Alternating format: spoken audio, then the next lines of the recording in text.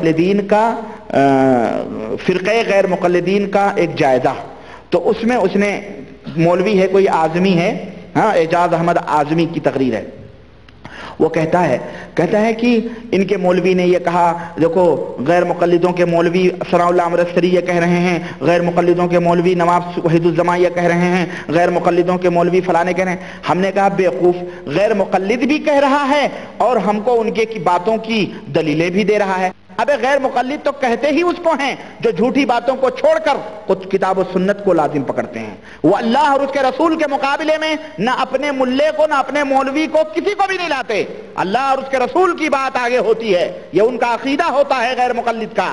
غیر مقلد کا مطلب ہی یہ ہوتا ہے کہ غیر مقلد جاہل نہیں ہوتا، غیر مقلد کا مطلب ہی ہے غیر جاہل۔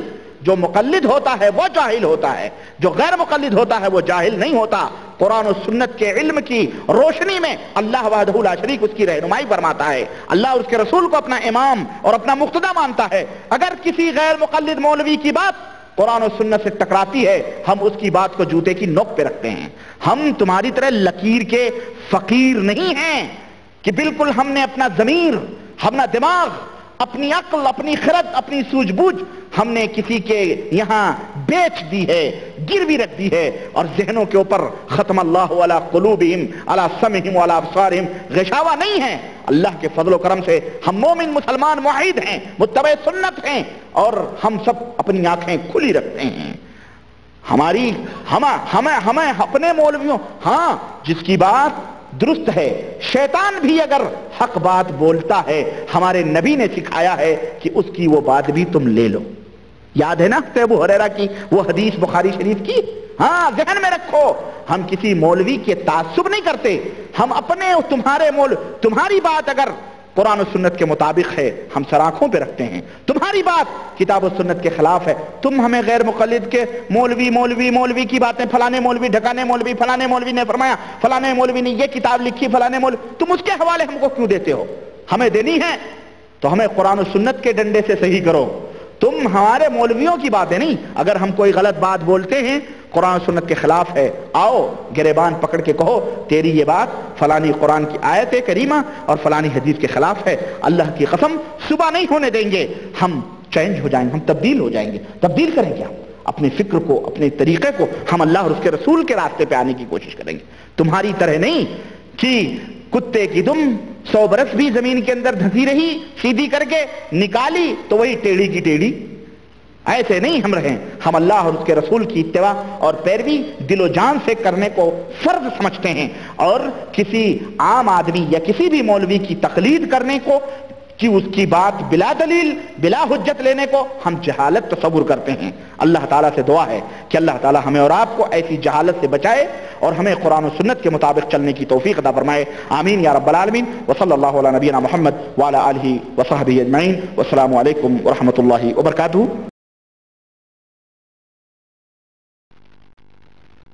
موضوع تھا مقلدین دیوبند کی ڈائری۔ آپ حضرات کو یاد ہوگا کہ میں نے پچھلے لیکچر میں بڑی تفصیل کے ساتھ کچھ باتیں بیان کر دی تھیں، اور میرا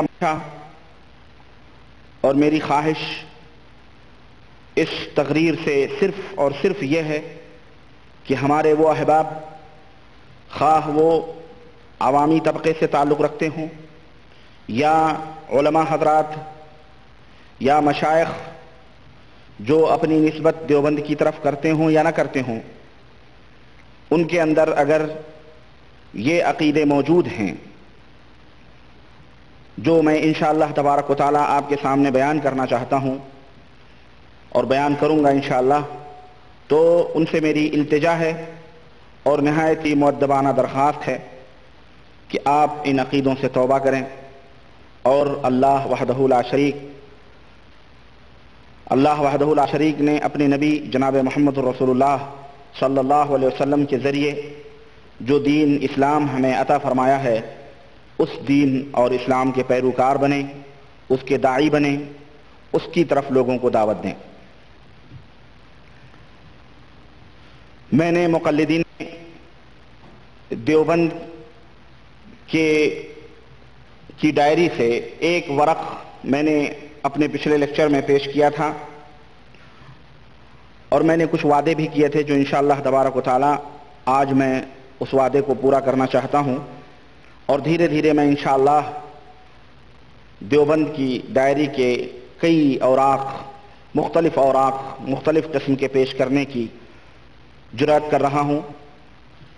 اس میں میرے پاس مکمل طور پر وہ کتابیں موجود ہیں جو آپ کے سامنے ہیں رکھی ہوئی۔ یہ وہ کتابیں ہیں جس کے اوپر علماء دیوبند کی مہر لگی ہوئی ہے، اور یہ سب علماء دیوبند کی لکھی ہوئی کتابیں ہیں۔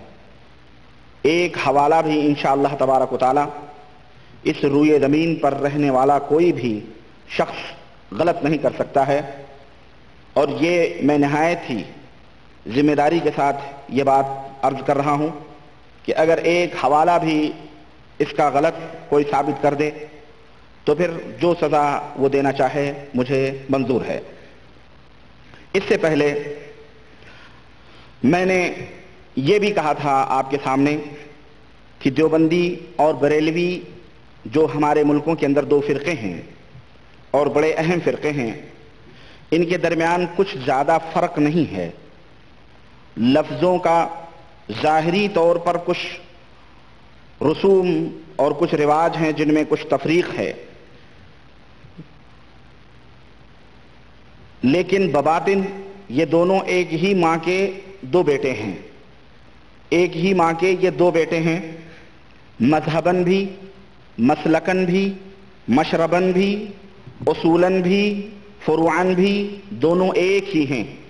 جو ان کا مذہب وہ ان کا مذہب، جو ان کا اصول وہ ان کے اصول، جو ان کے مشرب وہ ان کا مشرب، غرض کی جو ان کا مسلک وہ ان کا مسلک، یہاں تک کہ تصوف اور صوفیہ کے وہ بدعی طور اور طریقے، وہ مبتدعانہ رسم و رواج اور طور اور طریقے جیسے بیعت وغیرہ، یہ دونوں کے اندر موجود ہیں، اور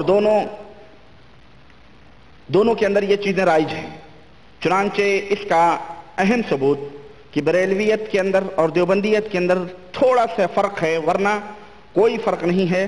اس کا ثبوت میں آپ کے سامنے یہ کیسٹ میں لایا ہوں، اور یہ پاکستان کے ایک بہت بڑے عالم کی کیسٹ ہے، ضیاء الرحمن فاروقی صاحب کی۔ ان کی تقریر سے آپ اندازہ لگا سکتے ہیں جو میں آپ کے سامنے پیش کرنا چاہتا ہوں۔ آپ اس کیسٹ کو سنیں، آپ کو خود اندازہ لگے گا کہ دونوں کے اندر کیا فرق ہے، بریلویت کے اندر اور دیوبندیت کے اندر۔ یہ کیسٹ خود اس بات کا ثبوت ہے۔ تو لیجئے یہ کیسٹ ضیاء الرحمن فاروقی صاحب کی سماعت کیجئے، اور میرے پاس ایک دوسری کیسٹ ہے جو مولانا انعام الحسن صاحب جو وفات پا چکے ہیں، ان کی یہ کیسٹ ہے بیعت کے تعلق سے، وہ بھی میں آپ کی خدمت میں پیش کرنے کی سعادت حاصل کرتا ہوں، اور اس کے بعد میرے کچھ اس کے اوپر تبصرے ہیں وہ میں آپ کے سامنے پیش کروں گا۔ باتیں بہت بڑی ہیں، بہت زیادہ ہیں، اللہ کی قسم میں ان کتابوں کا اگر پڑھوں آپ کے سامنے تو بہت زیادہ وقت چاہیے۔ میں بہت ہی مختصر طور پر اس کی جھلکیاں میں آپ کے سامنے پیش کروں گا، اور عقل مندوں کے لیے اشارہ کافی ہوگا، اور وہ لوگ جن کے دلوں کے اندر اللہ اور اس کے رسول کی حقیقی محبت موجود ہے، دعوے کی نہیں۔ دعوے تو شیعہ بھی کرتے ہیں، دعوے تو قادیانی بھی کرتے ہیں، بوہری بھی کرتے ہیں، اسماعیلی بھی کرتے ہیں، سب کرتے ہیں، بریلوی بھی کرتے، سب کرتے ہیں، لیکن عملی طور پر حقیقت میں جو کتابوں کے اندر موجود ہے وہ ہمارے لیے دلیل اور ثبوت ہیں۔ آئیے یہ کیسٹ سنیے مولانا انعام الحسن صاحب، مولانا ضیاء الرحمن فاروقی صاحب کی، اور آپ خود اندازہ لگائیے کہ بریلویت اور دیوبندیت کے اندر کتنا فرق ہے۔ اس سے حلوے کی دیر تک پہنچ کر ختم ہو جاتا دارالعلوم کے تو بس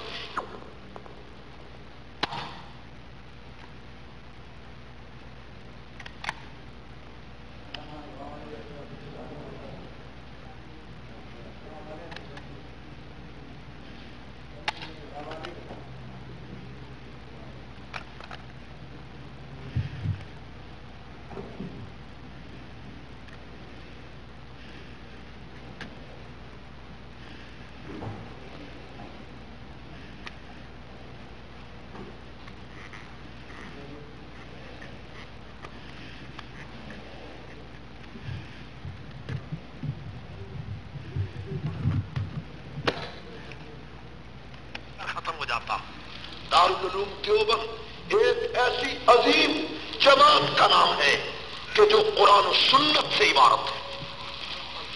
مولانا محمد قاسم نانوتوی نے حدیث کا علم حاصل کیا، قرآن کا علم حاصل کیا شاہ اسحاق سے، شاہ اسحاق نے شاہ عبد الغنی سے، شاہ عبد الغنی نے شاہ عبد العزیز سے، شاہ عبد العزیز نے شاہ ولی اللہ سے، شاہ ولی اللہ نے شیخ ابو طاہر مدنی سے، شیخ ابو طاہر مدنی نے علامہ محمد بن احمد صاحب مجموع البحار سے، علامہ محمد بن احمد نے شیخ ربیع ابن سبی سے، شیخ ربیع ابن سبی نے شیخ حسام الدین صاحب کنز العمال سے، شیخ حسام الدین نے شیخ محمد بن احمد سے، شیخ محمد بن احمد نے شیخ ربیع ابن سبی سے، شیخ ربیع ابن سبی نے دو واسطوں سے امام ابو عیسیٰ ترمذی سے، امام ابو عیسیٰ ترمذی نے امام بخاری سے، امام بخاری نے عبداللہ ابن مبارک سے، عبداللہ ابن مبارک نے امام ابو حنیفہ سے، امام ابو حنیفہ نے حضرت حماد سے، حضرت حماد نے انس ابن مالک سے، انس ابن مالک نے عبداللہ بن مسعود سے، عبداللہ بن مسعود نے محمد رسول اللہ سے۔ علماء حق زندہ باد، علماء حق زندہ باد، میرے پاکستان ضیاء الرحمان فاروقی زندہ باد۔ علماء دیوبند کے علم کا شجرہ مدینے کے تاجدار سے ملتا ہے۔ ایک آدمی کہنے لگا ٹھیک ہے تمہارا علم مدینے سے آیا ہے لیکن پیروں کی گدیاں ہمارے پاس ہیں۔ سمجھ رہے ہیں نا، آواز صاف ہو جا رہی ہے؟ یعنی یہ علمی سلسلہ ہے جو نبی کریم صلی اللہ علیہ وسلم تک علماء دیوبند کا پہنچ رہا ہے۔ کسی نے کہا کہ ٹھیک ہے علم کا سلسلہ تمہارے پاس ہے لیکن پیروں کی گدیاں ہمارے پاس ہے، ظاہر یہ بدعتیوں نے کہا، تو پھر اس کا ثبوت ضیاء الرحمان صاحب فاروقی دے رہے ہیں کہ تمہارے ہی پاس پیروں کی گدیاں نہیں ہیں بلکہ ہمارے پاس بھی موجود ہیں۔ سنیے، میں نے کہا علماء دیوبند نقشبندی بھی ہیں، سہروردی بھی ہیں، چشتی بھی ہیں، قادری بھی ہیں۔ علماء دیوبند کے سرخیل مولانا رشید احمد گنگوہی، سنا آپ نے؟ علماء دیوبند قادری بھی ہیں، چشتی بھی ہیں، نقشبندی بھی ہیں، سہروردی بھی ہیں۔ ظاہر بریلوی بھی نقشبندی ہیں، چشتی ہیں، قادری ہیں، سہروردی ہیں۔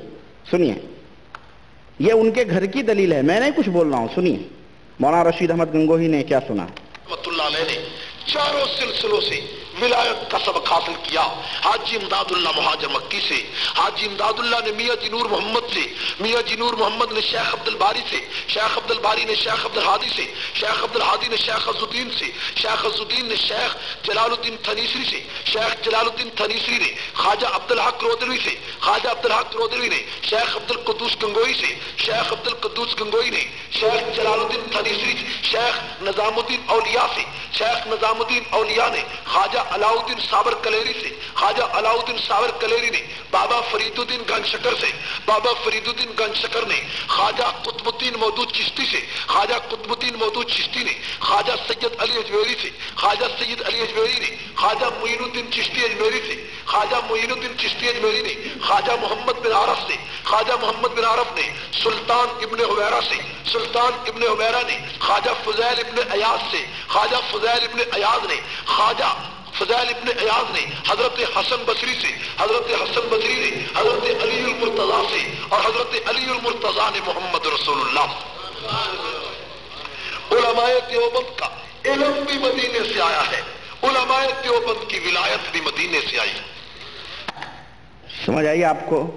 علم بھی علماء دیوبند کا مدینے سے اور ولایت بھی علماء دیوبند کا مدینے سے۔ یہ تھے حضرت ضیاء الرحمان صاحب فاروقی۔ یہ کیسٹ خود اس بات کا فیصلہ کرتی ہے کہ علماء دیوبند اور علماء بریلی میں کیا فرق ہے کہ نہیں؟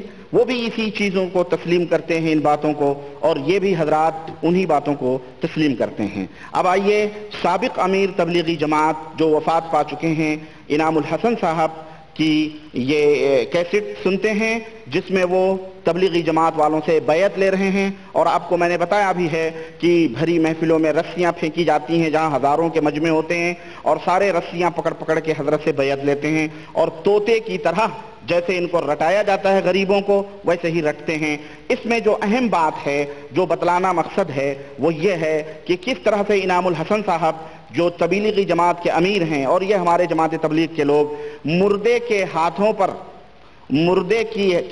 پر کس طرح بیعت کرتے ہیں۔ کس کے ہاتھوں پر؟ زندوں کے واسطے سے مردے کے ہاتھوں پہ بیعت کس طرح کرتے ہیں اور کس طرح چلہ اور گشت وغیرہ کے فضائل وغیرہ، یہ میں اس میں سنانا چاہتا ہوں جسے آپ حضرات سنیں۔ یہ انعام الحسن صاحب کی آواز ہے جس کا دنیا کے اندر کوئی مائی کا لال انکار نہیں کر سکتا ہے، کوئی بھی تبلیغ کوئی کہہ سکتا ہے جناب یہ ہمارے حضرت کی آواز نہیں، لیکن آواز کا انکار کرنا بڑا بھاری پڑتا ہے، کیونکہ ایک ہی کیسٹ نہیں بلکہ سینکڑوں کیسٹیں ایسے لوگوں کی ہوتی ہیں۔ لیجئے سماعت کیجئے کس طرح بیعت ہو رہی ہے۔ ہماری قبول فرما، عہد میں ہمیں مشروط فرما، بیعت کی ہم نے سنو حضرت مولانا محمد الیاس رحمت اللہ علیہ کے ہاتھ پر۔ سنا آپ نے، بیعت کی میں نے حضرت مولانا محمد الیاس رحمت اللہ علیہ کے ہاتھ پر، مر چکے ہیں رحمت اللہ علیہ ہیں وہ، ان کے ہاتھ پر بیعت ہو رہی ہے۔ سنیں، انعام کے واسطے سے، انعام کے واسطے سے۔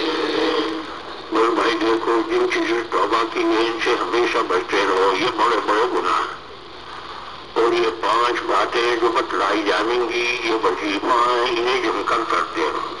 بہرحال آگے گشت کے اور چلے کے اور دوسرے فضائل حضرت نے بیان کیے ہیں، اور یہ اس کے اندر تفصیلات ہیں، میرے پاس وقت نہیں ہے، لیکن اتنا کافی ہے۔ آپ حضرات نے سمجھ لیا اس بات کو اچھی طرح سے۔ حضرت الیاس صاحب رحمۃ اللہ علیہ کے ہاتھ پر بیعت ہو رہی ہے، کس کے واسطے سے؟ انعام الحسن صاحب کے واسطے سے۔ یہ انعام الحسن صاحب کی آواز ہے جو اس بات کا کھلا ہوا ثبوت ہے، جس کا کوئی بھی دیوبندی مولوی یا تبلیغی جماعت کا کوئی بھی ہرکارہ یا تبلیغی جماعت کا کوئی بھی ممبر اس بات کا انکار نہیں کر سکتا ہے۔ میں بڑے ہی ادب اور بڑے ہی احترام کے ساتھ میں علماء دیوبند سے بھی، طلباء دیوبند سے بھی، اور ان تمام حضرات سے بھی جو اپنی نسبت دیوبندی کی طرف، دیوبند کی طرف کرتے ہیں یا تبلیغی جماعت کی طرف کرتے ہیں، میں ان سے یہ چند باتیں پوچھنا چاہتا ہوں۔ نمبر 1، کیا اس طرح کی بیعت جو حضرت انعام الحسن صاحب نے ابھی ابھی کی ہے، میں پوچھنا چاہتا ہوں کیا یہ بیعت رسول اکرم جناب محمد الرسول اللہ صلی اللہ علیہ وسلم سے ثابت ہے؟ توبہ کروایا جا رہا ہے کہ ہم توبہ کر رہے ہیں شرک سے، توبہ کر رہے ہیں بدعت سے، لیکن خود وہ بدعت کروائی جا رہی ہے، بدعت کے گود میں بیٹھ کر وہ بدعت کروائی جا رہی ہے۔ تو کیا کہا جا سکتا ہے؟ یہی کہا جا سکتا ہے کہ جناب علی تم دعوے تو کچھ اور کرتے ہو لیکن عملی طور پر تم کچھ اور کرتے رہتے ہو۔ اسی طرح سے میں یہ بھی پوچھنا چاہتا ہوں کہ نبی کریم صلی اللہ علیہ وسلم اور صحابہ کو تو ایک طرف رکھو، ان کو تو ایک طرف رکھو، ان کے، کیونکہ یہ وہ لوگ ہیں جن کے نقش قدم پر یہ نہیں چلتے، جن کے نقش قدم پر یہ علماء دیوبند نہیں چلتے، بلکہ یہ حنفی المذہب کی تقلید کو واجب سمجھتے ہیں اور یہ کہتے ہیں کہ ہم حنفی المذہب ہیں۔ میں پوچھنا چاہتا ہوں، ان کو تو صحابہ کو رکھو، نبی کریم صلی اللہ علیہ وسلم کو ایک طرف، خود امام ابو حنیفہ رحمت اللہ علیہ جن کی طرف اپنی نسبتیں کرتے ہیں، کیا امام ابو حنیفہ رحمت اللہ علیہ نے اس طرح کی بیعت کرنے کا حکم دیا ہے؟ کیا انہوں نے اس طرح کی بیعت کی ہے یا خود آپ نے اس طرح کی بیعت اپنے شاگردوں سے کی یا کروائی ہے؟ اسی طرح سے میرا تیسرا سوال یہ ہے کہ میرے بھائیوں، میرے عزیزوں، بیعت میں شرک اور بدعت سے توبہ اور توبہ کی تعلیم، توبہ کرنے کی تعلیم دی جاتی ہے اور اس کا عہد لیا جا رہا ہے، اور پھر تھوڑی دیر کے بعد ہی اسی عہد کو کتنی ہی بے دردی کے ساتھ توڑا جا رہا ہے، یہ خود آپ نے اس کیسٹ سے اندازہ لگا لیا ہوگا۔ آپ سوچتے ہوں گے کہ وہ کیسے؟ تو سنیے کہ میں پوچھنا چاہتا ہوں کہ ذرا اپنے ایمان سے پوچھیں کہ کیا مردے کے یعنی مرے ہوئے آدمی کے ہاتھ پر زندے کی بیعت ہو سکتی ہے؟ اور میں پوچھنا چاہتا ہوں، اور انعام الحسن صاحب کہہ رہے ہیں کہ بیعت کی میں نے حضرت مولانا الیاس رحمت اللہ علیہ کے ہاتھ پر انعام کے واسطے سے، کیا اس طرح کی بیعت جائز ہے؟ کیا یہ بدعت و ضلالت اور گمراہی کی طرف امت کو ڈھکیلنا نہیں ہے؟ میں اپنے تبلیغی بھائیوں سے پوچھنا چاہتا ہوں کہ میرے بھائیوں تم کہاں سو رہے ہو؟ جس کے ہاتھوں پر تم بیعت کر رہے ہو وہ تمہیں کتاب و سنت کے نام پر گمراہ کر رہا ہے، وہ تمہیں اللہ اور اس کے رسول کی طرف نہیں بلکہ اپنے بزرگوں کے، اپنے ولیوں، اپنے بنائے ہوئے گھروں کے بزرگوں کے ہاتھوں کے اوپر تمہیں بیچ رہا ہے۔ اور اسی طرح سے سوچو کہ کیا صدیق اکبر نے جب خلافت کی بیعت کی تو لوگوں سے کیا یہ بیعت لی؟ جبکہ سب سے زیادہ مستحق تھے وہ بیعت لینے کے، کیا لوگوں سے انہوں نے یہ کہا کہ لوگوں آؤ ابو بکر کے واسطے سے محمد الرسول اللہ صلی اللہ علیہ وسلم کے ہاتھوں پر بیعت کرو؟ کیا حضرت ابو بکر نے یہ کہا؟ خود حضرت عمر نے یہ کہا، خود حضرت عثمان غنی نے اس طرح کی بیعت لی کہ آؤ میرے واسطے سے حضرت عثمان غنی کے، حضرت عمر بن خطاب کے ہاتھوں پر بیعت کرو؟ کیا حضرت علی نے جب خلافت کی باغ و ڈور سنبھالی اور لوگوں نے ان کے ہاتھوں پہ بیعت کی تو کیا انہوں نے یہ کہا کہ لوگوں آؤ عثمان غنی کے ہاتھوں پر علی کے واسطے سے بیعت کرو؟ یہ انعام الحسن صاحب کہاں سے یہ چیزیں نکال رہے ہیں اور تبلیغی جماعت کے بھولے بھالے بھائیوں کو اور امت کے بھولے بھالے لوگوں کو کس طرح سے گمراہیت کی طرف لے جا رہے ہیں؟ آپ ذرا سوچو، ذرا غور کرو، تعصب کے پردوں کو اپنے آنکھوں سے ہٹاؤ، اور اسی طرح سے جو عقیدت و محبت کے چشمے ہیں ان چشموں کو اتار کر کے حقیقت کی روشنی میں آ کر کے کتاب و سنت کی راہوں کو سمجھنے کی کوشش کرو۔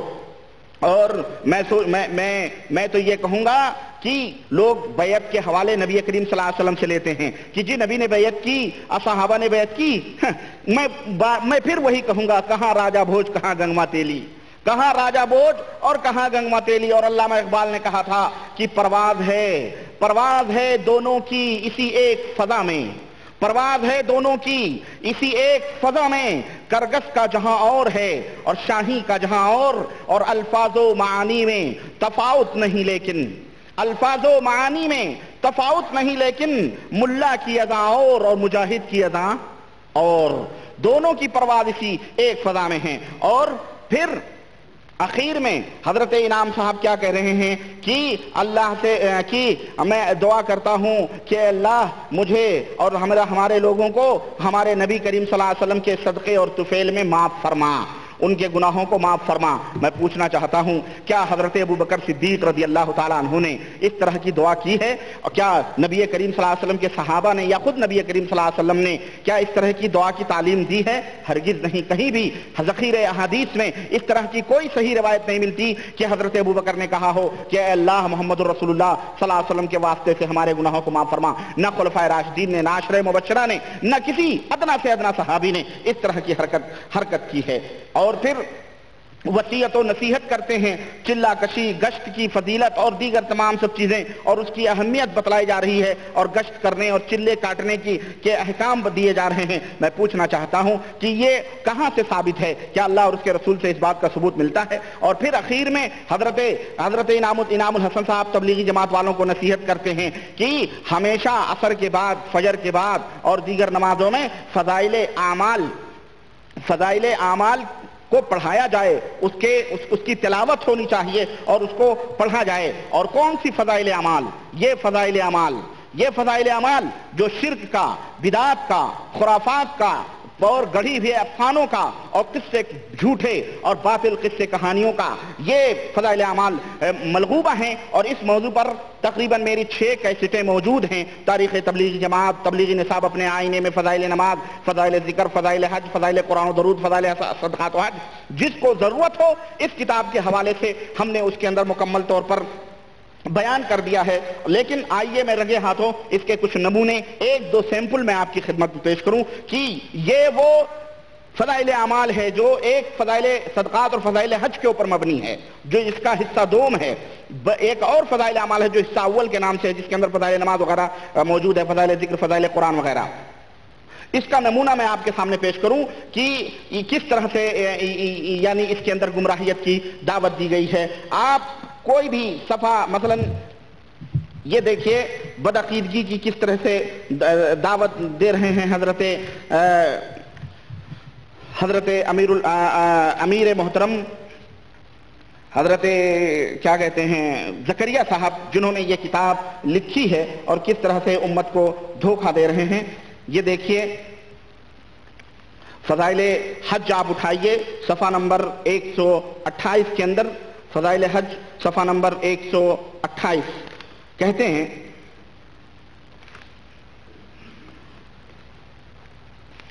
اور بہت سارے واقعات ہیں، میں ایک دو واقعات آپ کی خدمت میں پیش کر رہا ہوں۔ کہتے ہیں کہ حضرت ابراہیم خواص فرماتے ہیں کہ ایک سفر میں پیاس سے اس قدر بے چین ہوا کہ چلتے چلتے پیاس کی شدت سے بے ہوش ہو کر گر گیا۔ کسی نے میرے منہ پر پانی ڈالا اور میں نے جو آنکھیں کھولی تو ایک شخص حسین چہرہ نہایت خوبصورت گھوڑے پر سوار کھڑا ہے، اس نے مجھے پانی پلایا اور کہا میرے ساتھ گھوڑے پر سوار ہو جاؤ۔ تھوڑی دیر چلے تھے، وہ کہنے لگا یہ کیا آبادی ہے؟ میں نے کہا یہ تو مدینہ منورہ آ گیا۔ کہنے لگے اتر جاؤ۔ وہ آدمی پوچھ رہا ہے یہ کیا آبادی ہے؟ تو میں نے کہا، جو بے ہوش ہوا تھا ابراہیم خواص کرے، میں نے کہا یہ مدینہ منورہ ہے۔ تو کہا اتر جاؤ اور جب روضہ اقدس پر حاضر ہونا تو یہ عرض کر دینا کہ آپ کے بھائی خضر نے بھی سلام کہا ہے۔ استغفر اللہ۔ خضر علیہ السلام کے نبی ہیں جو وفات پا چکے ہیں، موسیٰ علیہ السلام کے زمانے میں تھے، یہ وفات پا چکے ہیں، لیکن اس طرح سے شیطان ان لوگوں کو دھوکہ دے رہا ہے۔ اور اسی طرح سے کہتے ہیں کہ ابدال میں سے ایک شخص نے حضرت خضر سے دریافت کیا کہ تم نے اپنے سے زیادہ مرتبے والا کوئی ولی دیکھا ہے؟ کہنے لگے ہاں، ایک مرتبہ مدینہ میں رسول اللہ صلی اللہ علیہ وسلم کی مسجد میں حاضر تھا، میں نے امام عبد الرزاق محدث کو دیکھا کہ وہ حدیث سنا رہے ہیں۔ سنو، یہ علماء دیوبند کا حدیث دانی کا دعویٰ جو ہے کہ ہم کتابوں، جیسا کہ ابھی انعام الحسن صاحب فاروقی نے، ضیاء الرحمن فاروقی صاحب نے کہا کہ علماء دیوبند کتاب و سنت کا نام ہے، یعنی کتاب و سنت کے متبع پیروکار ہیں۔ یہ دیکھیں حدیث کی اہمیت ان کی نظروں میں کتنی ہے۔ کہتے ہیں کہ عبد الرزاق محدث کو دیکھا کہ وہ حدیث سنا رہے ہیں، مجمع ان کے پاس احادیث سن رہا ہے، اور مسجد کے ایک کونے میں ایک جوان گھٹنوں پر سر رکھے الگ تھلگ بیٹھا ہوا، علیحدہ بیٹھا ہے۔ میں نے اس جوان سے کہا کہ تم دیکھتے نہیں کہ مجمع حضور اقدس کی حدیثیں سن رہا ہے، تم ان کے ساتھ شریک نہیں ہوتے؟ اس جوان نے نہ تو سر اٹھایا اور نہ میری طرف توجہ کیا، اور کہنے لگا کہ اس جگہ وہ لوگ ہیں جو رزاق کے عبد سے حدیثیں سنتے ہیں، اس جگہ وہ لوگ ہیں جو رزاق کے عبد سے حدیثیں سنتے ہیں، اور میں یہاں پر وہ ہوں جو خود رزاق سے سنتا ہوں۔ استغفر اللہ۔ یہ ہے حدیث کا معیار ان کے ہاں، کہ محدث اور محدث کی اہمیت ان کے یہاں یہ ہے جو دعوے کرتے ہیں۔ یہ زکریا صاحب جن کے سر ورق پر لکھا ہوا ہے کہ فخر الاماثل زبدۃ الافاضل حضرت مولانا الحاج الحافظ المحدث محمد زکریا صاحب مدد اللہ، شیخ الحدیث، مدرسہ مظاہر العلوم سہارنپور، مدینہ بک ڈپو، اردو بازار، جامع مسجد، دلی نمبر 6۔ میں پوچھنا چاہتا ہوں یہ محدث ہیں، یہ شیخ الحدیث ہیں، یہ کیسے محدث اور کیسے شیخ الحدیث بن گئے؟ یہ میرے عزیز، میرے دوست، یہ حدیث کی توہین نہیں ہے؟ اور کیا یہ حدیث کے ذخیرے کا انکار کرنا نہیں ہے کہ تم صوفیوں کے ہاتھوں میں اسلام کو دے دو اور وہ اسلام کا کھلونا بناتے پھریں اور کہیں جی ہم سینہ در سینہ یہ واقعات اور یہ حدیث سنتے آ رہے ہیں، تم نے کتابوں میں پڑھی؟ استغفر اللہ۔ اور سنیے 127 نمبر کھولیے، یہی فضائل حج ہے۔ کہتے ہیں کہ ایک قبر سے باقاعدہ سلام کا جواب آتا ہے۔ کہتے ہیں واقعہ بڑا لمبا ہے۔ کہتے ہیں حضرت ابراہیم بن شیبان فرماتے ہیں کہ میں حج سے فراغت پر مدینہ منورہ حاضر ہوا، اور قبر اطہر پر حاضر ہو کر میں نے حضور اقدس صلی اللہ علیہ وسلم کی خدمت میں سلام عرض کیا، تو حجرہ شریف کے اندر سے میں نے سنا وعلیک السلام، باقاعدہ میں نے جواب سنی۔ استغفر اللہ۔ حضرت ابو بکر کے لیے سلام کا جواب نہ آئے، حضرت عمر کے لیے سلام کا جواب نہ آئے، صحابہ کرام 100 برس تک زندہ تھے، ان کے لیے سلام کا جواب نہ آئے۔ یہ دیکھیں آپ 6 7ویں صدی ہجری کے یہ لوگ، ان کے لیے باقاعدہ نبی کریم صلی اللہ علیہ وسلم قبر سے سلام کے جواب دیتے ہیں، اور ایک ہی نہیں بلکہ کئیوں اس کے اندر واقعات انہوں نے ذکر کیے ہیں، باقاعدہ روٹی کھلا رہے ہیں، سب کچھ کر رہے ہیں۔ اور سنیں، باقاعدہ یہی نہیں بلکہ آپ یہی فضائل حج صفحہ نمبر 130 اٹھا کر کے دیکھیں، یہ صفحہ نمبر 130 جس کے اندر ایمان اور عقیدے کا سودا کس طرح سے بری طرح سے علماء دیوبند نے کیا ہے، اور علماء دیوبند کے سرخیل مولانا زکریا صاحب جن کی کتابوں پر لوگ ناز کرتے ہیں، یہ لکھتے ہیں کہ سید احمد رفاعی مشہور بزرگ اکابر صوفیہ میں ہیں، ان کا قصہ مشہور ہے کہ جب 555 ہجری میں حج سے فارغ ہو کر زیارت کے لیے حاضر ہوئے اور قبر اطہر کے مقابل کھڑے ہوئے تو 2 شعر انہوں نے پڑھا. 2 شعر کیا تھا؟ اس کا ترجمہ کہہ رہے ہیں. ترجمہ یہ ہے کہ دوری کی حالت میں اپنی روح کو خدمت میں خدمت اقدس بھیجا کرتا تھا. وہ میری نائب بن کر آستانہ مبارک چومتی تھی. اب جسموں کی حاضری کی باری آئی ہے، اپنا دست مبارک عطا کیجئے تاکہ میرے ہونٹ اس کو چومیں. اس پر قبر شریف سے دست مبارک باہر نکلا اور انہوں نے اس کو چوما. کہا جاتا ہے کہ اس وقت تقریباً 90,000 کا مجمع مسجد نبوی میں تھا جنہوں نے اس واقعے کو دیکھا اور حضور کے دست مبارک کی زیارت کی، جن میں حضرت محبوب سبحانی قطب ربانی شیخ عبد القادر جیلانی نور اللہ مرقدہ کا نامی بھی ذکر کیا جاتا ہے. دیکھ رہے ہیں آپ، وہ ہاتھ نہ ہوا کوئی منارہ ہوا. 90,000 تو آج بھی مسجد نبوی کے اس مقام پر نہیں آ سکتے ہیں جو مقام موجودہ دور میں موجود ہے. جائے کہ پورا صحن لے لیا جائے، 90,000 کہاں سے آئیں گے جناب عالی؟ لیکن یہ عقیدہ بتلایا جا رہا ہے کہ نبی کریم صلی اللہ علیہ وسلم باقاعدہ دست مبارک. اور یہی پہ آگے چل کر کے فضائل درود میں ایک اور واقعہ نقل کیا ہے انہوں نے، مختصر یہ کہ مولانا جامی کا انہوں نے شعر لکھا ہوا تھا اور سوچا کہ میں چل فارسی میں ز مہجوری برآمد جان عالم ترحم یا نبی اللہ ترحم، یہ پورا فارسی کے اشعار ہیں ان کے کہ میری جان آپ کی جدائی میں برباد ہو رہی ہے، میں خراب حال ہو چکا ہوں، اے اللہ کے نبی میرے اوپر رحم فرمائیے، اے اللہ کے نبی میرے اوپر رحم فرمائیے. کہتے ہیں یہ شعر اور پوری نظم بنائی تھی. آئے حج کرنے اور مدینہ آنے کے لیے تیار ہوئے تو نبی صلی اللہ علیہ وسلم نے مکے کے گورنر کو خواب میں دکھایا کہ دیکھنا میرا ایک امتی جس کا نام فلاں فلاں ہے وہ میرے پاس آنا چاہتا ہے میرے پاس سلام کرنے کے لیے. اگر وہ میرے پاس آ گیا تو میرا ہاتھ نکل آئے گا اس کے سلام مصافحے کے لیے تو فتنہ پیدا ہوگا. کیا ہوگا؟ فتنہ پیدا ہوگا. چنانچہ بہرحال اس کو بند کر دیا گیا، کسی طرح سے اس کو روک دیا گیا. سوال یہ پیدا ہوتا ہے سید رفاعی عام مصر سے ان کو نبی صلی اللہ علیہ وسلم نہ دیکھ پامیں اور حضرت ملا جامی فارس سے آئیں، ایران سے آئیں اور باقاعدہ ان کو حضور صلی اللہ علیہ وسلم ہر جگہ قدم قدم پہ نظر رکھے ہوئے ہیں. اور یہاں تک کہ بادشاہ نے جب اس کو جیل میں ان کو بند کر دیا تو حضور نے پھر خواب دکھایا کہ دیکھنا وہ کوئی مجرم نہیں ہے، اس کو سزا وزا نہیں دینا. کیا سید رفاعی مصر سے ویزا لے کے آ رہے تھے نبی صلی اللہ علیہ وسلم سے انٹری؟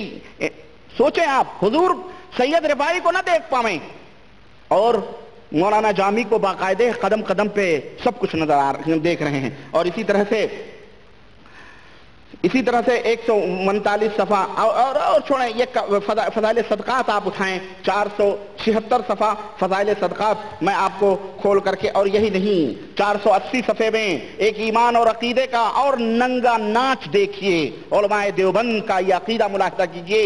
کہتے ہیں کہ ابن ادریس کے انتقال کا وقت آیا تو ان کی بیٹی رونے لگی. فرمایا رونے کی کیا بات ہے؟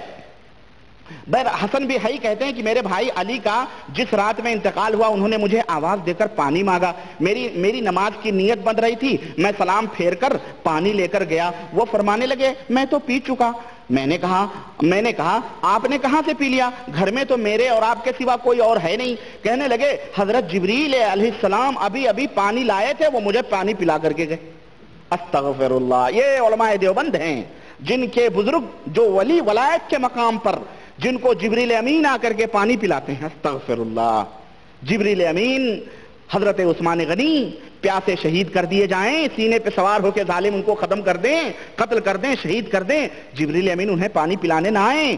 نبی کا نواسہ میدان کربلا میں پیاسوں شہید ہو جائے، جبریل امین پانی لے کر کے نہ آئیں. اور یہ اس تبلیغی جماعت اور علماء دیوبند کے بزرگ ہیں جنہیں جبریل باقاعدہ آ کے گھر میں پانی پلا کے جاتے ہیں. اور اس سے بھی بڑھ کر کے ننگا ناچ ایمان اور عقیدے کا دیکھیں جو علماء دیوبند کا عقیدہ ہے. یہ تو جبریل تھے.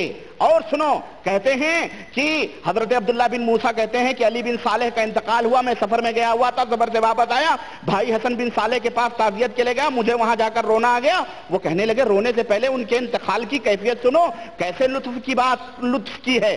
جب ان پر نزا کی تکلیف شروع ہوئی تو مجھ سے پانی مانگا، میں پانی لے کر گیا. کہنے لگے میں نے تو پی لیا. میں نے پوچھا کس نے پلایا؟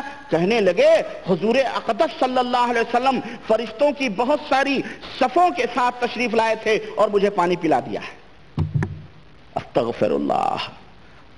اب یہاں بھی وہی عثمان غنی، ایک دیوار کا فاصلہ ہے. نبی کریم صلی اللہ علیہ وسلم کی وفات ہو چکی ہے، عثمان غنی خلیفہ ہیں تیسرے، پیاسے حضرت ام المومنین پانی لے کر کے جا رہی ہیں. ظالموں نے اونٹ کے پیر کاٹ دیے تاکہ پانی عثمان تک نہ پہنچے. دوسرے صحابہ کوشش کر رہے ہیں پانی دینے کی، ان تک پانی نہ پہنچے، وہ پیاسے مر جائیں، شہید ہو جائیں. اور یہ ان کے بزرگ حضور صلی اللہ علیہ وسلم ان کو پتہ نہیں کہاں یہ اور کہاں نبی صلی اللہ علیہ وسلم پانی لے کر کے پہنچ کر کے پلا رہے ہیں. استغفر اللہ. ان کو یقین نہیں آیا ہوگا. انہوں نے کہا میں نے پوچھا کہیں غفلت میں یہ بات نہ کہہ رہے ہوں. ظاہر ہے یقین کی بات تو نہیں ہے، یہ تو کوئی تبلیغی یا دیوبندی ہی اس بات پہ یقین کر سکتا ہے. کوئی مومن مسلمان ایسی احمقانہ باتوں کے اوپر یقین نہیں کر سکتا ہے جو اس بات کا عقیدہ رکھتا ہو کہ اللہ کے رسول صلی اللہ علیہ وسلم اس دنیا سے جا چکے، ان کی وفات ہو چکی ہے، اب وہ اس دنیا کے اندر نہیں آ سکتے ہیں. یہ تو کوئی آواگمن کا عقیدہ رکھنے والا، کوئی سناتن دھرمی یا کوئی آریہ سماجی جو یا کوئی ہندو کا عقیدہ ہو سکتا ہے جو اس کے برہما، اس کے دیوتا اور اس کے سادھو سنت جو ان کی روحیں بھٹک بھٹک کر کے اس طرح سے آ کر کے ان کی مدد کرتی ہیں، اس طرح کا عقیدہ کوئی مومن تو نہیں رکھ سکتا ہے. چنانچہ انہوں نے کہا کہیں غفلت میں نہ کہہ رہے ہو، میں نے پوچھا کہ فرشتوں کی صفیں کس طرح تھیں، تو کہنے لگے اوپر نیچے اس طرح سے تھی، اوپر نیچے تھی. فرشتوں کی صفیں اوپر نیچے تھی. میرا خیال ہے ایک دوسرے کے اوپر کر کے بتلایا، کسے؟ اس طرح سے تھی. کیا ایک دوسرے کے کندھے پر انہوں نے پیر رکھ رکھ کے کھڑے ہوئے تھے؟ کیسے تھے بھائی؟ یہ تو اب آپ سوچیں.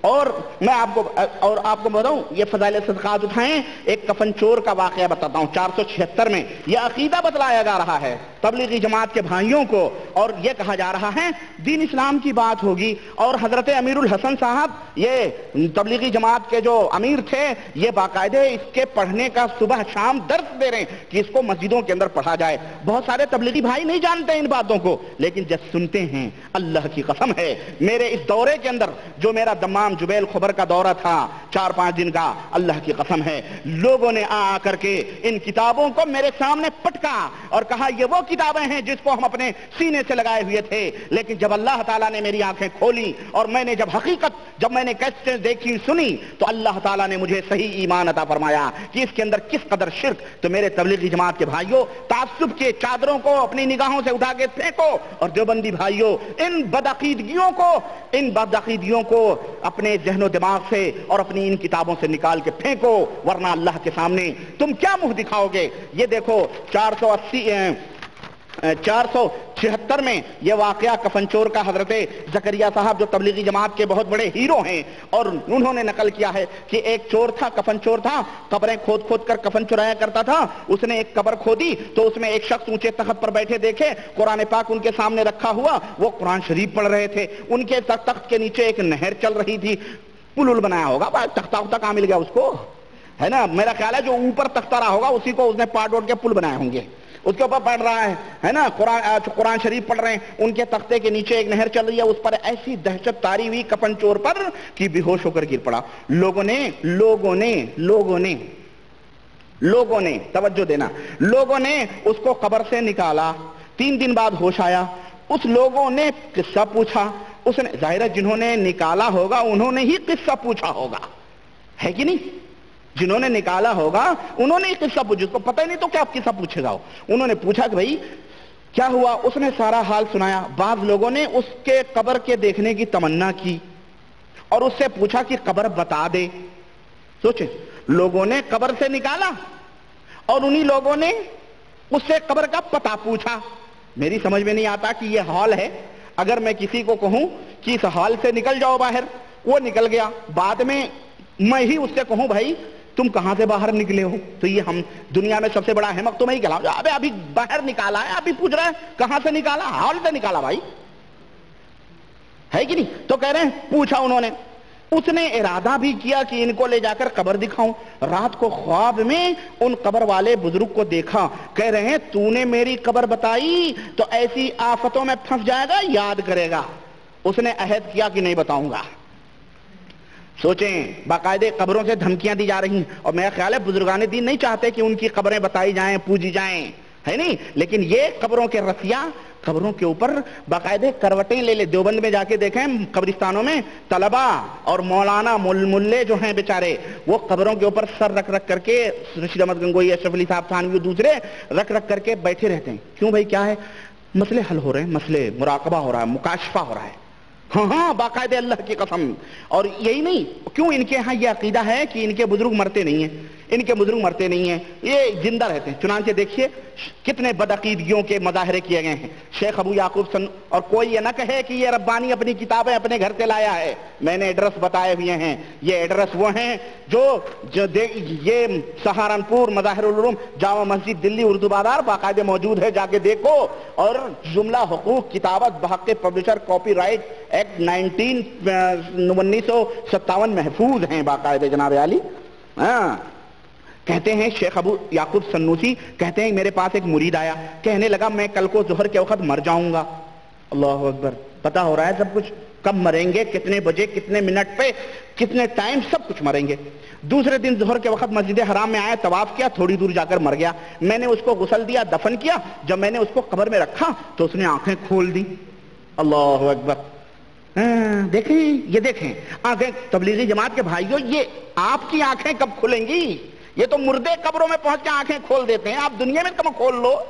اللہ کے بندو, مجھے قتل کی دھمکیاں دے رہے ہیں, مجھے قتل کی دھمکیاں دی جا رہی ہیں. اور کون؟ بریلوی نہیں, یہ ہمارے تبلیغی جماعت کے دوست احباب ہیں باقاعدے کہ اگر تو اپنے ماں کا اور باپ کا جائز بیٹا ہوگا تو یہ بتائے گا کہ تو کب ایئرپورٹ پر انڈیا اترے گا, پھر میں تجھ سے نپٹوں گا.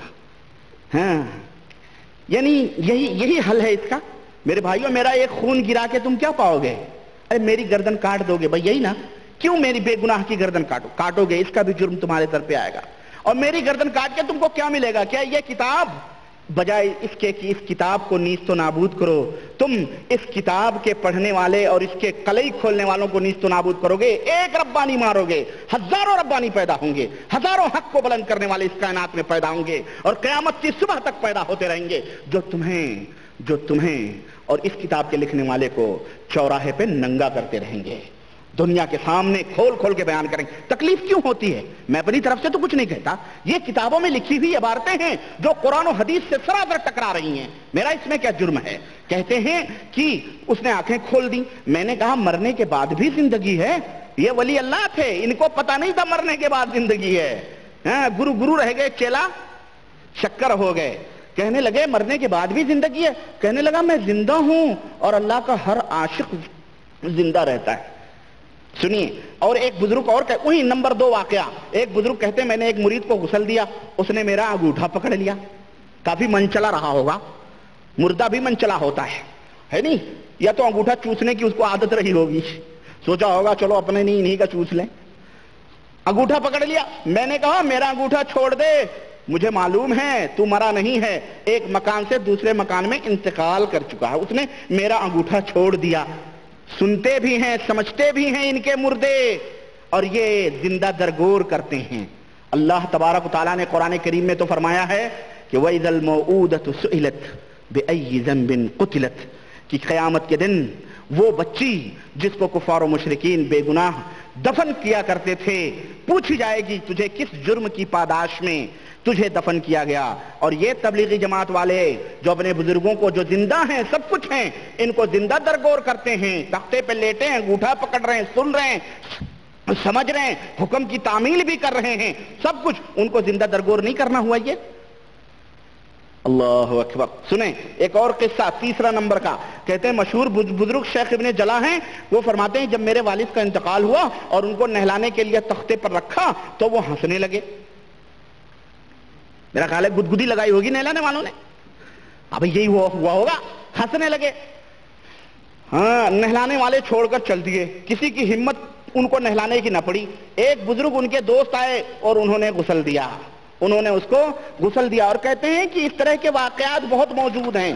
اور دیکھیں آپ کو اسی طرح سے آپ 483 صفحہ یہ نمبر دیکھیں. کہتے ہیں کہ ابو علی روز باری کہتے ہیں کہ ایک فقیر میرے پاس عید کے دن آیا, بہت خستہ حال, پرانے کپڑے. کہنے لگا یہاں کوئی پاک صاف جگہ ایسی ہے جہاں کوئی غریب فقیر مر جائے؟ میری سمجھ میں نہیں آتا، جس کو یہ پتا ہو کہ میں مروں گا ابھی، اس کو یہ نہ معلوم ہو کہ کون سی زمین پہ پاک ہے، کون سی جہاں پاک ہے۔ زکریا صاحب نے قصہ بنانے میں یا جہاں سے نوٹ کیا اس میں قصہ گڑھنے میں چوک کی بہرحال ہے نہیں، اس کو یہ نہ معلوم ہو کہ میں کہاں، کون سی زمین پاک ہے کون سی ناپاک ہے، اسے بھی یہ پتا ہو کہ میں مروں گا۔ بہرحال لاپرواہی سے لگاؤ سمجھ کر کہہ دیا اندر آ جا اور جہاں چاہے پڑھ کے مر جا۔ وہ اندر آیا، وضو کیا، چند رکعت نماز پڑھی، لیٹ کر مر گیا۔ کہتے ہیں میں نے اس کی تجہیز و تکفین کی اور جب دفن کرنے لگا تو مجھے یہ خیال آیا کہ اس کے منہ پر سے کفن ہٹا کر اس کا منہ دیکھوں، اس کا منہ زمین پر رکھ دوں تاکہ اللہ تعالیٰ اس کی غربت پر رحم فرمائے۔ میں نے اس کا منہ کھولا، اس نے آنکھیں کھول دی، انہوں نے منہ کھولا، انہیں آنکھیں کھول دی۔ پوچھا میرے سردار کیا موت کے بعد بھی زندگی ہے؟ کہنے لگا میں زندہ ہوں اور اللہ تعالیٰ کا ہر عاشق زندہ ہوتا ہے، میں کل قیامت میں اپنی وجاہت سے تیری مدد کروں گا۔ اللہ اکبر، میں کہاں کہاں بیان کروں اور کیا تبصرہ کروں، آپ کے سمجھنے کے لیے کافی ہے۔ ان کے ولایت اور وجاہت کے ڈنکے اور عالم بالا میں بھی بج رہے ہیں، اسی وجہ سے ان کو شوگر کوڈڈ دے کر کے پوائزن دیا جا رہا ہے۔ سب ولی اللہ ہے، حقو حقو کرتے رہو، چار چلے مارو، اپنے آپ کو ولایت کا سب سے بڑا وہ مقام اور مرتبے میں سمجھا جاتا ہے۔ بہرحال میرے عزیز، میں عرض یہ کر رہا تھا کہ یہ وہ کتاب ہے جس، اور یہ دوسری جلد ہے، پہلی جلد میں جان بوجھ کر چھوڑا ہے، کہاں تک گند بیان کروں، اور جس کو سمجھنا ہے وہ میری ویڈیو کیسٹیں موجود ہیں، اس موضوع پر 6 کیسٹیں ہیں، 3 گھنٹے کی، 18 گھنٹے کی ہیں، آپ سن لیں، غور سے دیکھیں تاکہ مکمل حق آپ کے سامنے آ جائے۔ لیکن میں یہی کہتا ہوں کہ باورچی پورے دیگ کا چاول نہیں ٹٹولتا ہے، ایک چاول دیکھا پتا چلا کچا ہے تو پھر ڈھک دیتا ہے، بھئی پکا نہیں ہے۔ ایک چاول دیکھا، پکا دیکھا، کہا اتار لو ہنڈی پک چکی ہے کہ نہیں؟ یہی کافی ہے عقل مندوں کے لیے۔ یہ تو ایک کتاب کا حال رہا۔ آئیے میں آپ کے سامنے کچھ اور دیوبند کی ڈائریوں میں سے کچھ اور ورقے آپ کے سامنے میں پیش کروں۔ یہ دیکھیے جناب علی، میرے ہاتھ میں یہ ہے، اللہ آپ کے اوپر رحم فرمائے، حضرت امام ابو حنیفہ رحمت اللہ علیہ کے حیرت انگیز واقعات، یہ کتاب ہے۔ ہاں یہ کتاب مولانا عبد القیوم حقانی نے لکھی ہے، اور ظاہر ہے یہ دیوبندی ہیں، اسلامک بک فاؤنڈیشن نئی دہلی کی یہ چھپی ہوئی کتاب ہے۔ یہ میرے بیٹے نے اس کو پھاڑ پھوڑ دیا ہے، اللہ اس کے اوپر رحم فرمائے، کتابوں کے ایسے ہی کرتا رہتا ہے۔ اس کے اندر میں ایک نمونہ آپ کو میں بتانا چاہتا ہوں، اور امام ابو حنیفہ کے سلسلے میں تو کافی گپ لکھی ہوئی ہے، اور ایسی گپ کہ اللہ کی پناہ کہ امام ابو حنیفہ رحمۃ اللہ علیہ بیچارے اس گپ سے بری ہیں۔ چنانچہ لکھتے ہیں کہ امام ابو حنیفہ نے 40 سال تک عشاء کے وضو کے ساتھ صبح کی نماز پڑھی، اور رات کو عام طور پر رات کو تمام قرآن مجید ایک رکعت میں پڑھ لیا کرتے تھے۔ استغفر اللہ، یہ امام ابو حنیفہ رحمۃ اللہ، اعوذ باللہ، ایک رکعت میں ایک قرآن، اللہ اکبر اللہ۔ بہرحال اور اس طرح کی یہ اور رمضان میں 60 مرتبہ ختم القرآن پڑھ کرتے تھے، 60 مرتبہ، صبح ایک شام کو ایک، سمجھ رہے ہیں؟ اور زندگی بھر میں 55 حج کیے۔ کتنے حج؟ 55 حج۔ حج کرنے میں بھی بہت ٹائم لگتا بھائی، ہوائی جہاز نہیں کر کے اتر گئے، اونٹوں کی سواریاں، گھوڑوں کی سواریاں، کہاں کوفہ اور کہاں مکہ، آپ سوچیں 55 حج، اور پھر قرآن کریم کا یہ حال۔ وہاں بھی جس مکان میں ان کی وفات ہوئی وہاں امام صاحب نے 7000 دفعہ قرآن ختم کیا تھا۔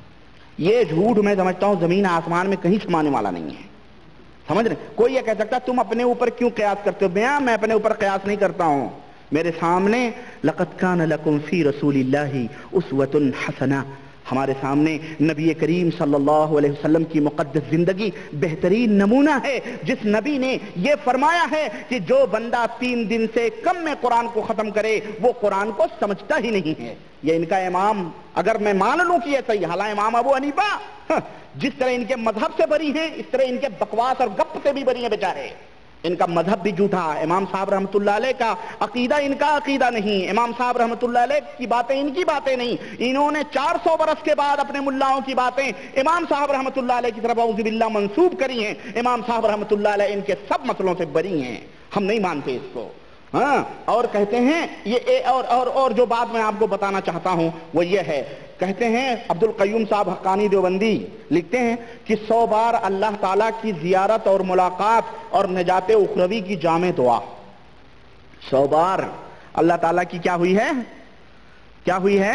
دیدار ہوا ہے، زیارت ہوئی ہے اللہ کے نبی صلی اللہ علیہ وسلم۔ مسلم کی حدیث کہ آپ صلی اللہ علیہ وسلم سے پوچھا گیا کہ اللہ کے نبی کیا آپ نے اللہ کو دیکھا ہے؟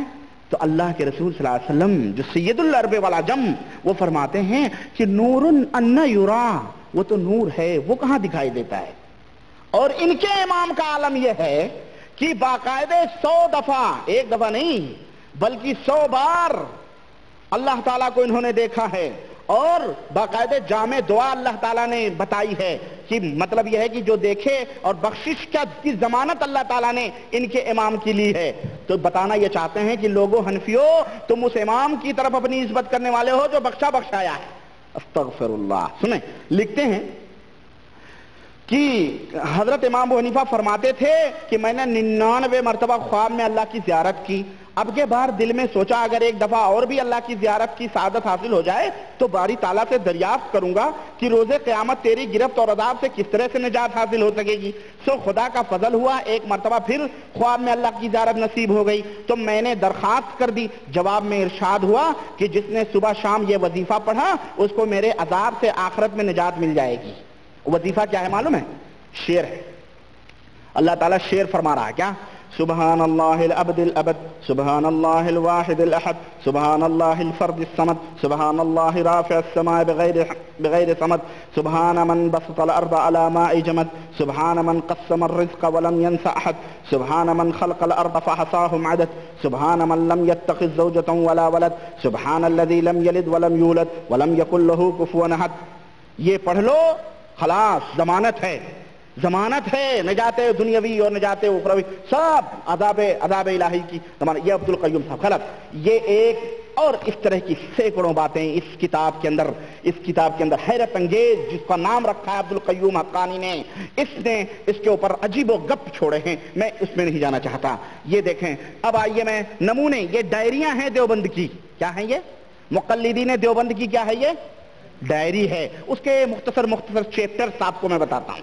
یہ دیکھیے، یہ آج بھی پرچہ نکلتا ہے دارالعلوم جس کا نام ہے، اور یہ دیوبند سے نکلتا ہے، اور جناب علی ماہنامہ ہے جس کے مدیر ہیں حبیب الرحمن قاسمی، اور یہ جلد نمبر 79، شمارہ نمبر 7، اور دفتر ماہنامہ دارالعلوم دیوبند سہارنپور یو پی۔ اس کے اندر ایک مضمون ہے مولانا قاری طیب صاحب کا۔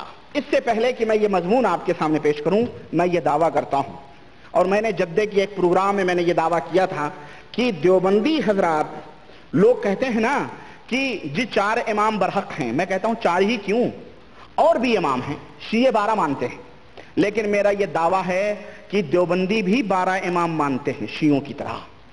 آپ کو حیرت ہوگی کہ ربانی یہ چھوڑ رہا ہے، نہ چھوڑ نہیں رہا ہوں، یہ میرے پکڑا ہوا ہوں میں، یہ دلیل ہے میرے پاس، یہ دارالعلوم یہ اس بات کی دلیل ہے کہ دیوبندیوں کے بھی 12 امام ہیں جس طرح شیعوں کے 12 امام ہیں۔ اور ظاہر ہے جب کوئی شخص ایک مرکز سے ہٹتا ہے تو پھر اس کا کہیں ٹھکانہ نہیں ہوتا، وہ جدھر چاہتا منہ مارتا پھرتا ہے، سمجھ رہے ہیں؟ جب بیٹا باپ سے نکل جاتا ہے تو پھر وہ فسنا معاشیت والی بات ہو جاتی ہے کہ جب تم بے حیا باش ہر چے خواہی کن، جب بے حیا بن جاؤ تو جو چاہو کرو۔ ایک امام کی ڈوری چھوڑی انہوں نے، امام الرسل نبی کریم محمد رسول اللہ صلی اللہ علیہ وسلم کا دامن چھوڑا تو ان کو 12 لوگوں کے دامن بچانے کے لیے لگے ہیں۔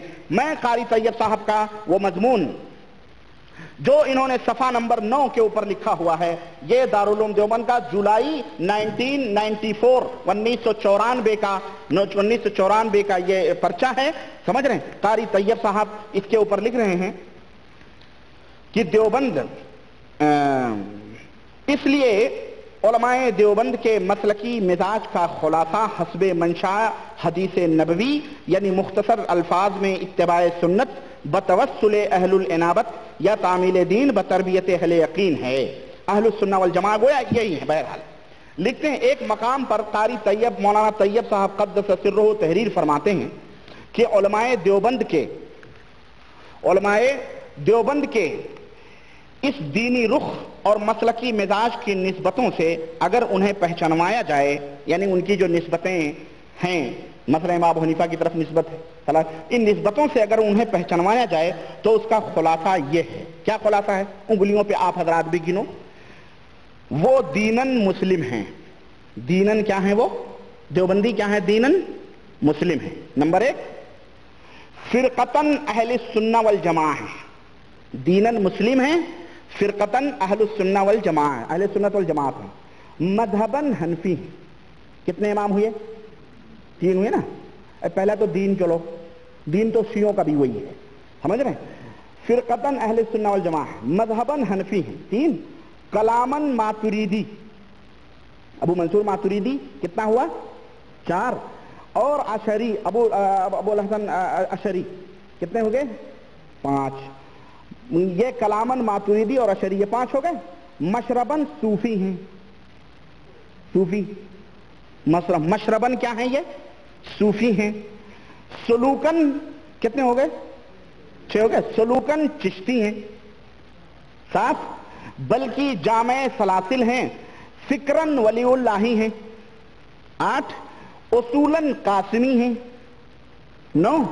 فروعن رشیدی ہیں کتنے؟ 10۔ بیانن یعقوبی ہیں کتنے ہو گئے؟ اور نسبتاً دیوبندی ہیں۔ والحمدللہ علی ہذہ الجامعیہ، قاری طیب صاحب فرماتے ہیں اللہ کا شکر ہے کہ ہم ان تمام سب کے اوپر جامع مانیں۔ ایک امام کو چھوڑا تو کہاں پناہ لیا انہوں نے، استغفر اللہ۔ سوچ رہے ہیں یہ ہماری بات نہیں ہے، یہ قاری طیب صاحب مر چکے ہیں اور یہ دیوبند کے محتمم تھے برسوں تک، اور آج بھی دنیا ان کو اپنا امام تصور کرتی۔ دیکھیں آپ اس طرح سے 12 فرقے، 12 ہوئے نا، 12 امام ان کے، تو جناب علی یہ ان کا دھرم ہے۔ بہرحال اس میں اور بھی باتیں ہیں لیکن یہ نمونہ ہے دارالعلوم کا۔ ماہ جولائی 1994، شمارہ نمبر 7، جلد نمبر 89۔ کسی بھی مائی کے لال کوئی علماء دیوبند میں سے اگر کوئی اعتراض کرے تو کہو یہ شمارہ جا کر کے دیکھ لو، اور اس کے صفحہ 9 کے اوپر یہ بات موجود ہے۔ آئیے آگے بڑھتے ہیں۔ علماء دیوبند کے عقیدے بھی ہیں، وہ میں عقیدوں بھی بیان کروں گا، لیکن میں دھیرے دھیرے چل رہا ہوں نا، دھیرے دھیرے، سبقن، اسٹیپ بائی اسٹیپ، درجہ بدرجہ۔ آئیے ذرا، میں بہشتی زیور میرے پاس موجود ہے، 3-4 نسخے اس کے پاس موجود ہیں، بہت ہی قدیم نسخہ بھی موجود ہے، میں قصدن نہیں لایا کیونکہ وہ سب بات معروف ہے مثال کے طور پہ، اور وہ مسئلے مسائل ہیں، میں ان مسئلے مسائل میں نہیں الجھنا چاہتا۔ مثال کے طور پہ اشرف علی صاحب تھانوی نے بہشتی زیور کے اندر لکھا ہے، اگر کہیں گندگی لگی ہے، انگلی کے اوپر اگر گندگی لگی ہے تو اس کو چاٹ لو تو پاک ہو جائے۔ یہ حنفی مذہب ہے، یہ دیوبندی مذہب، حنفی مذہب تو نہیں کہہ سکتا میں، کیوں؟ بریلوی بھی حنفی ہیں جو اس بات کا انکار کرتے ہیں وہ نہیں مانتے، اس لیے یہ دیوبندی، یہ رشیدی، قاسمی، یہ صوفی جو یہ بتایا آپ نے، ان کا مذہب ہے کہ اگر انگلی پہ گندگی لگی ہے، گو لگی ہے، چاٹ لو پاک ہو جائے۔ ہاں، یہ دیوبندی لوگوں کو تعلیم ہے۔ اسی طرح سے بہت سارے واقعات ہیں، ان میں تعویذ و گنڈے کے بھی کافی نمونے بتائے گئے ہیں، میں اس کو بھی نہیں لایا، اور آپ حضرات جانتے ہیں اور دنیا جانتی ہے کہ اشرف علی صاحب تھانوی کا کوئی بھی ترجمہ قرآن ہندوستان، پاکستان، بنگلہ دیش کے اندر اٹھائیے، اس کے سرے ورق کے بعد جب آپ پلٹیں گے تو آپ کو سورہ یاسین کا نقشہ ملے گا، 786 اور نمبر، فلانے سورے کے نمبر، فلانے سورے کے نمبر، فلانے سورے کے نمبر، ان کی خاصیت لکھی رہے گی، اور لوگوں کو تعویذ اور گنڈے کی طرف یہ مائل کرتے ہیں۔ آئیے، میں وہ کتاب کے حوالے سے اتنا کافی ہے۔ آئیے میں تذکرۃ الرشید، یہ میرے پاس موجود ہے، جس کو لکھنے والے حضرت الحاج مولانا محمد عاشق علی صاحب میرٹھی نور اللہ مرقدہ ہیں، مر چکے ہیں یہ، انہوں نے تذکرۃ لکھی ہے، رشید احمد گنگوئی کی سوانح ہے، جس کے اوپر لکھا ہوا ہے سوانح قدوۃ العلماء، زبدۃ الفقہاء، فخر المحدثین، قطب العالم حضرت اقدس مولانا الحاج الحافظ رشید احمد قدس سرہ کی یہ کتاب ہے، جو چھپی ہوئی مکتبہ شیخ زکریا مفتی اسٹریٹ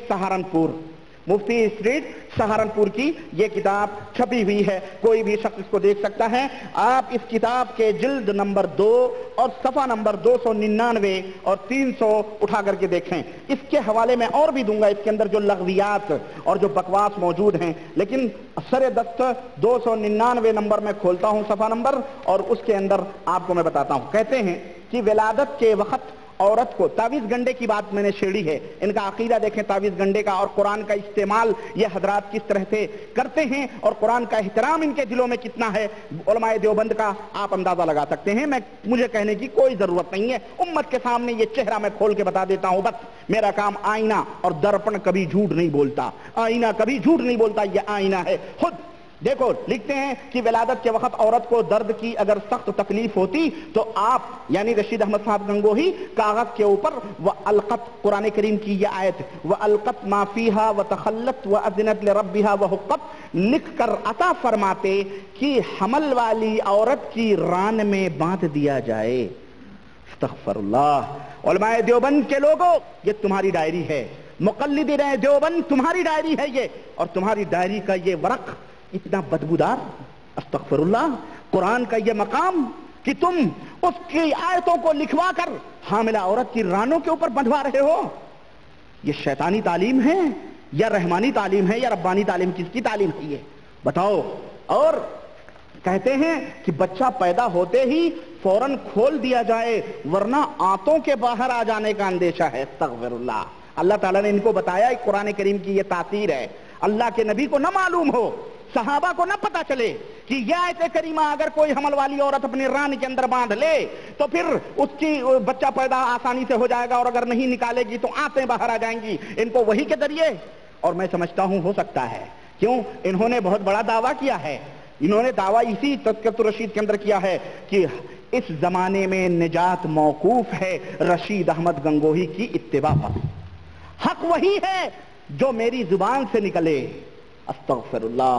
نبوت کی سیڑھیوں پہ چڑھ، اور میں نے تاریخ تبلیغی جماعت میں اس کا حوالہ دیا ہے، آپ وہ کیسٹ اٹھا کے دیکھ سکتے ہیں۔ اور آئیے یہ دیکھیے 300 نمبر کا صفحہ، 300 نمبر کا صفحہ، کمہیڑا کے مبتلا کو، اب کمہیڑا کوئی بیماری ہوگی اللہ ہے بہتر جانے، کمہیڑا کے مبتلا کو 11 تار، کمہیڑا کے مبتلا کو 11 تار کے نیلے ڈورے پر 41 بار سورہ فاتحہ ماں بسم اللہ پڑھ کر 41 گرہ لگاتے۔ حضرت رشید احمد گنگوہی کیا کرتے؟ گرہ لگاتے، ہر گرہ پر ایک بار سورہ فاتحہ اور عطا فرما دیتے کہ بچے کے گلے میں ڈال دیا جائے۔ قرآن کریم میں اللہ تبارک و تعالیٰ نے فرمایا قل اعوذ برب الناس ملک الناس الہ الناس من شر وسواس الخناس، قل اعوذ برب الناس ملک الناس الہ الناس من شر الوسواس الخناس الذي يوسوس في صدورنا من الجنة والناس۔ ایک قل اعوذ برب الفلق میں قل اعوذ برب الفلق من شر ما خلق من شر غاسق اذا وقب ومن شر النفاثات في العقد۔ اے اللہ میں پناہ مانگتا ہوں ان لوگوں، ان عورتوں سے جو گروہوں کے اندر پھونک مارتی ہیں۔ یہ کس کا کام ہے گرہ کے اندر پھونک مارنا؟ جادوگروں کا کام ہے، شیطان کا کام ہے، جادوگرنیوں کا کام ہے۔ ہاں، اور حضرت رشید احمد صاحب گنگوہی کیا کر رہے ہیں؟ پھونک مار مار کر کے گرہیں باندھ رہے ہیں، 41 گرہیں، اور مریض کو عطا کر رہے ہیں۔ استغفر اللہ۔ اور سنیں یہ دیکھیں نقشہ بھی مریض کا، یہ نقشہ ایک مریض کا بنا کر کے یہاں دیا گیا ہے، جو ہے موجود ہے یہ نقشہ یہ کس مریض کی دوا ہے؟ کہتے ہیں کہ اس نقشے کو کاغذ پر لکھ کر مریض کو دکھایا جائے، وہ دیکھنے سے گھبرائے اور انکار کرے گا، مگر زبردستی اس کی نظر اس پر ڈلوائی جائے اور جبرن نقش کو تعویذ بنا کر اس کے گلے میں ڈال دیا جائے۔ اصحاب کہف کے نام ڈال دیے جائیں، وہ کیا ہیں؟ الہی بحرمت یملیخا کمسلمینا کشفوتت بہمیونس کشافت یونس اذرفت یونس یوانس بوس وکلبہم قطمیر وعلی اللہ قصد سبی، یہ پورا لکھ کر کے اس کو دے دیا جائے۔ اور محبت کے لیے ایک علاج حضرت رشید احمد گنگوہی صاحب بتا رہے ہیں کہ کسی کو محبت کرنا ہو تو کیا کرے؟ محبت کے لیے ایک بار آپ نے یہ عمل ارشاد فرمایا کہ بسم اللہ، غور سے سنو، تعویذ ہے یہ منتر بتا رہے ہیں محبت کے لیے۔ یہ وہ دیوبند کے علماء ہیں، ضیاء الرحمن فاروقی ابھی نعرے لگوا رہے تھے نا، علماء حق زندہ باد، علماء حق زندہ باد۔